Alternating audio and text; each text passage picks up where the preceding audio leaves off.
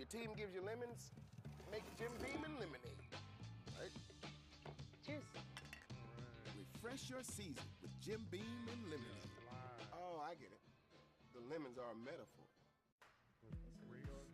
Getting my vaccines matters. Because there are things I don't want to miss out on. It matters because we've been planning this trip all year. We are here. It matters because she's growing up so quick. You were so good. Getting your vaccines matters. And getting them at CVS matters too. Anaheim, California, at Angel Stadium. Come hang out, talk I checked Supercross. Allstate first and saved hundreds on my car insurance. Unfortunately, I didn't check if I unlatched Bevo's gate while taking a selfie. Bevo, no! Come back! Checking Allstate first was really smart. Not checking Bevo's gate, though, not smart. Well, at least I checked Allstate first and saved hundreds. Hook 'em. Clorox Scentiva. Cleans like Clorox. Smells like cherry blossom. Experience long-lasting freshness with new Clorox Scentiva Cherry Blossom. Actually,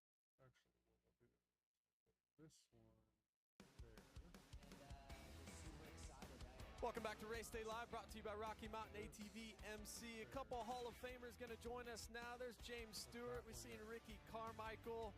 Multiple championships between the two of them, and it's always awesome to see these guys and spend time with them on camera, off camera. James winning his championship. Fellas, RC, Stu, how we doing today, man? A1 season opener. The vibes are high. What do you think? I'm just trying to keep my hair in place. It's blowing everywhere. So, no, it's good to be here. Happy New Year's, everybody. It's been a great so far. And man, so far these guys haven't disappointed. It's good to see.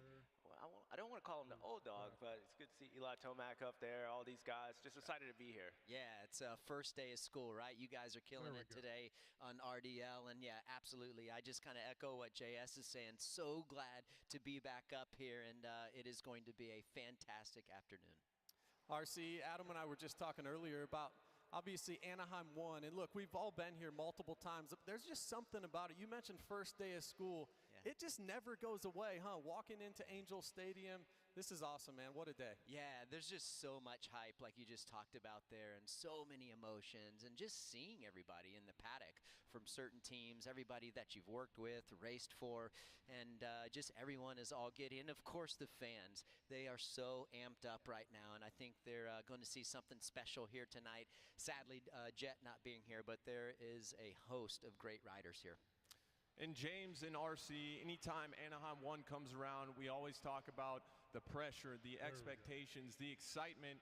You guys, when you were racing, coming into Anaheim, you almost always had the expectation to go out there and dominate. How did you guys manage that? How did you guys manage your emotions coming into Anaheim 1? Well, for me, it was probably a lot of sick nights, you know, probably throwing up. I was always nervous every race I came up, but this particular race was always just so difficult because just that break and, you know, not racing the guys, it's just that unknown. And no matter how good you are, no matter how many races, championships you win, you never think you're as good enough. And when you show up and having to race this guy, Chad Reed, and all the guys I had to go through, it was always difficult. So for me, it was just trying to get here and get that first gate drop, and hopefully I'm on the right end of at the end of the day. Yeah, that's right. I think for me it was different. I always just wanted to get out of here unscathed, get as many points as I could, maximize the night, and I didn't really put a whole lot of emphasis on winning. Did I want to win? Of course I did, but I was kind of a big picture guy. We talked about it a lot in our production meetings leading up to here today, and I would just, again, wanted to get out of here alive and maximize my points and be ready for the next weekend. And I think it has to do with a lot of the mindset and everyone else's approach. I think about Cooper Webb. He's never won this, but he's a 3-time Monster Energy Supercross champion. Would this be a bucket list item? He even said, yes, it would. So I don't know. I think it's approach, mindset, and everyone has a different strategy. Yeah, there's been one thing, RC mentioned the production calls. There's no shortage of storylines this year. You talk about the team switches with Red Bull KTM and getting Eli Tomac and getting Jorge Prado back, and you got Chase Sexton on that Monster Energy Kawasaki. And Ricky, for you, you made some changes, as you did, Stu, but you made some changes coming into the new year, coming into Anaheim. What do you think about the changes and thinking back? Was it harder than you thought, or what do you remember about that? And then moving forward for these guys, do you think it's going to be a challenge for them? For me, when I made the switches from Kawasaki to Honda and then Honda to Suzuki, it wasn't as hard as I anticipated. I was able to race a couple off-season races, so I knew how the bike was going to work in race situation. I was very fortunate, and I had a lot of laps. It seemed like I got a lot more laps in the off-season than some of those guys do now. So I was pretty comfortable and working with the crew, and yeah, it really was a seamless process for me. Yeah, I mean, when I switched over to Yamaha, the only race I raced was the U.S. Open back in the day, and that was like on an arena cross style racetrack. So I was really nervous coming in that 09 season, and we struggled the first race. But then when I switched to Suzuki's, I had the motocross season where I was able to race. So just coming into it on a new bike, it was a lot different. So for guys like Eli, making that change, having those races that he did overseas is probably going to help him, and it shows why he's been fast so far today. Yeah, kind of to expand on what James is talking about, those two guys, Eli and Chase, they look really comfortable on those new bikes. It's not race time yet, but I think they're going to be running up front. Anton Nordstrom almost went down. Guys, what do you think? What are you looking for out of Eli Tomac and Chase Sexton? Let's start with Chase, and I'll ask James specifically. What does Chase have to change in order to be crowned champ here at the end of the regular season in Salt Lake City? What's the biggest thing he has to go out there and attack? Well, let's not forget, the guy's won championships before. Yeah. So, and he's won this particular championship, so he knows how to get it done. I think, honestly, tonight's a big night, and not necessarily he has to go out and win because he did that last year here, but really just how does his mind play into things? We know how good Chase is on a motorcycle. He can ride anything. He can ride a tricycle around here and be competitive, but just really how he ends the night, his mindset. The last time we saw him was unfortunately at Vegas, and he was got injured. So I think it's it's really important for him and his team, Kawasaki, just to have a productive night, have some kind of positive, whatever finish that is. I think that'd be a benefit for Chase. If he can do that, then we know how good he is, and he knows he can win races, and he's always strong at the end of the year. So I think he'll be fine. Let's talk a little 250 qualifying right now. RC, you're close with the Deegan family. You're down there in Tallahassee. You've seen him ride, during the week, and obviously he puts out a lot of content. He was looking pretty good early, but second in qualifying. Yeah, that's right. And you think about how prolific he is, right, JB, and just his accolades in Supercross. But he talked a little bit yesterday at the press conference about he's got unfinished business. And I think when I look at him, and if I'm critiquing just, what he does so many things great. But I'm looking for him to see how he starts out. Can he start out with a little more intensity and maybe get that season opener win? It's been kind of a slow start for him. And if when he's talking about, again, those changes and unfinished business, maybe that's what he's talking about. Coming out, firing, and trying to win as many races early on, because I feel that that's one area where he really needs to improve. So that's what I'm looking for. However, some impressive competition. Levi Kitchen looking good out there. Max Anstey. I mean, there's just a host of guys that could give him a run for his money. He's going to have to get a good start, that's for sure. How would you guys, you guys were kind of the alpha dogs in your career. If you're one of these other 250 contenders, we've been talking about Levi Kitchen, Chance Hymas, what is the strategy that goes into beating Hayden Deegan? What is the template for that? I know it's easier said than done, but if you are Hayden Deegan's competition, how are you going about this season? Well, what RC just said, Hayden wants to get off possibly to a faster start. If I'm Levi and the other guys, I want to make sure that doesn't happen. We know how Hayden is and with his confidence, and when that dude's confidence, he's a hard guy to beat. I think it's important for Levi and Chance and Hayden's teammate to get off to a good start and try to win, because we know, again, if Hayden gets on the roll, he's going to be super hard to beat. I think all these guys are looking for that confidence, to have that belief to beat Hayden, because he knows how good he is. But I do believe Hayden's going to have his hands full tonight. And if I'm, again, those guys, I got to make sure I put my best foot forward and try to get a win tonight. Yeah, no mistakes. Getting those good starts, putting yourself up in that position, because Hayden is so good. He doesn't really too many things bad. It's like racing with James. I mean, you got to get a good start. You can't let him get away, and you have to minimize those mistakes. If they're not able to do that, it's going to be very difficult to beat him. Well, you mentioned getting off to a fast start, and that's what Levi Kitchen did earlier today. James, he looked good, huh? I mean, you want to talk about sending a message early. Levi Kitchen, fastest here in 250 Q1.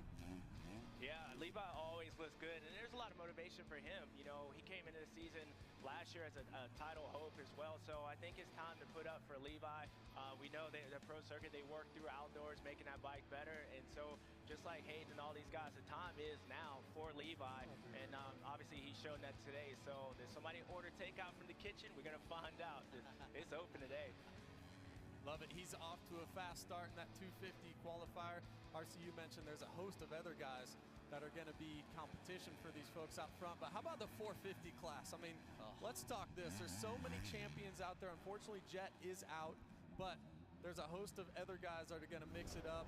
And the one, look, Ricky, you're close to him. He rode for you in your RCH days, and won right here at Anaheim. Ken Roxon off to a fast start, qualified third earlier today. Yeah, he did. I mean, this guy's won the season opener 4 times, and I have no reason to believe that he don't have just as good of a chance to win here tonight as anyone else out on the field. And you think about his career, just how explosive he is early on in the series. He's going to be fighting for that championship, and again, 4 wins, season opener. I feel like he relishes these moments, these openers like this. He loves the hype. He's had a great offseason. I was able to talk to him, and he's comfortable with the bike. He's been on this bike for a couple years now. He knows the ins and the outs, and keep your eye on that, man. I think he's got a great shot to win. He can do it here. And guys, I think with Cooper Webb, we've seen his strategy over the years. Tends to start a little slower, comes on strong late.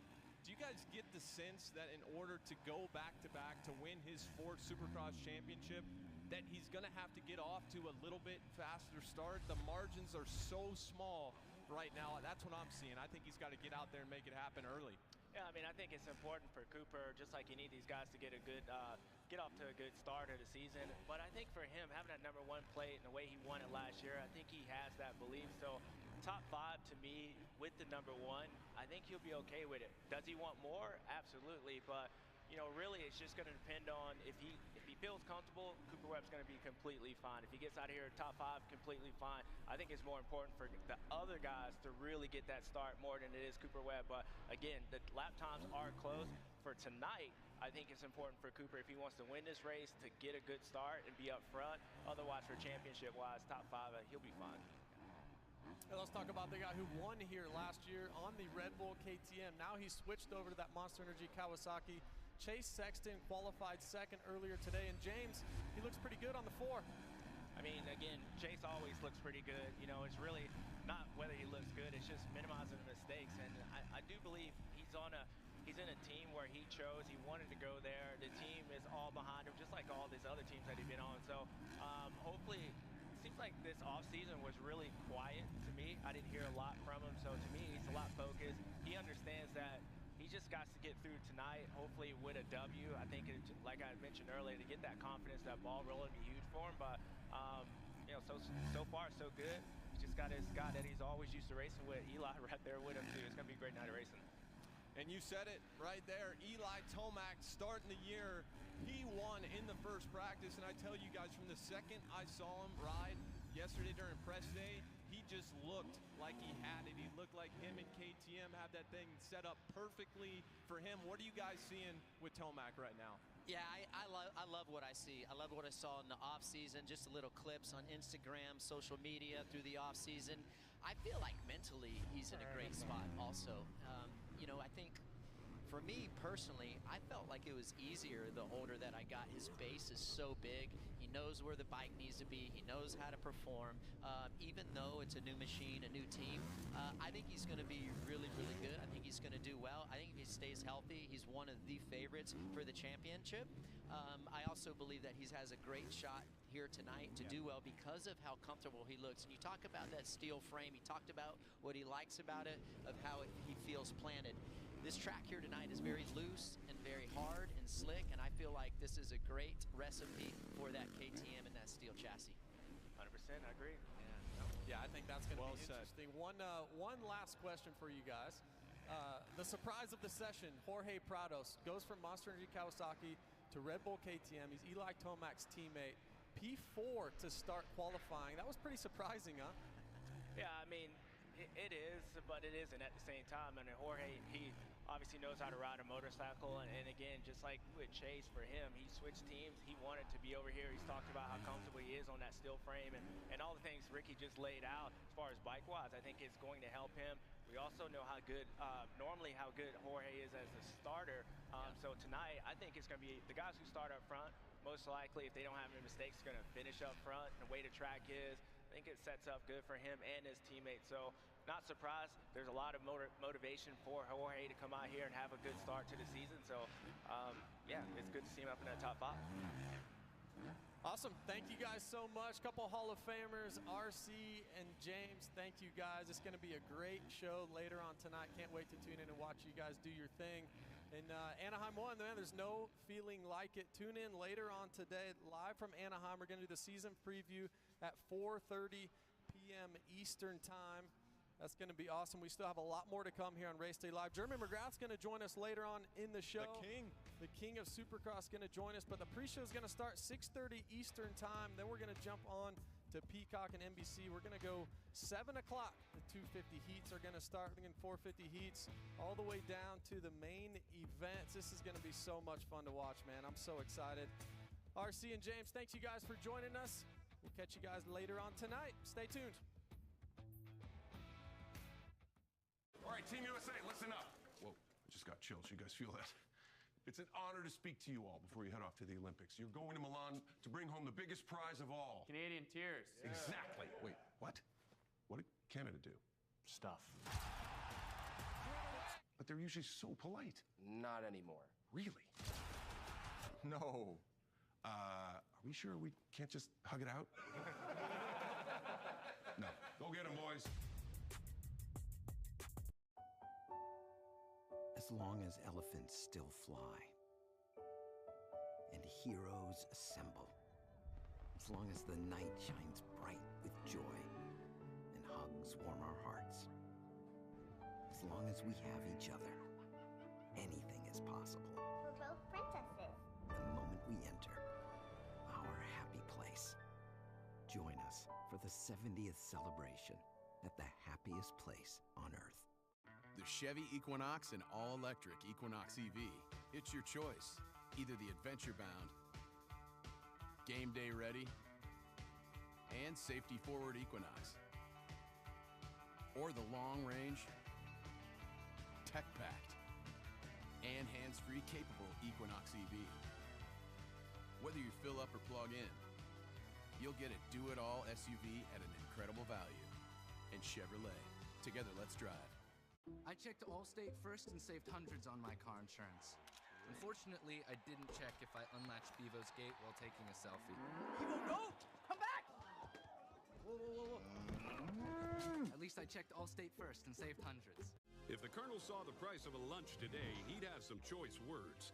But with KFC's $5 bowls packed with all this crispy chicken, he wouldn't have any words at all, because his mouth would be filled with gravy and greatness. 5 KFC bowls for just $5 each.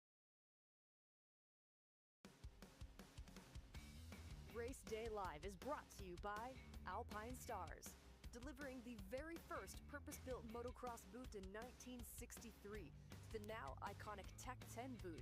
The Alpine Stars name is built on working with the fastest riders in motocross to push function, innovation, and protection. 6 decades of wins, championships, and above all, safer riders at all levels. Alpine Stars and the world's top racers. One goal, one vision. Welcome back to Race Day Live, brought to you by Rocky Mountain ATV MC. Opening day from Anaheim, California in the historic Angel Stadium. The 35th time we're going to open things and kick things off here in Anaheim in the sport's history. And we all know the importance of the rider-mechanic relationship. And in this week's SMX All Access presented by Kawasaki, we're going to catch up with Rango, Chase Sexton's mechanic.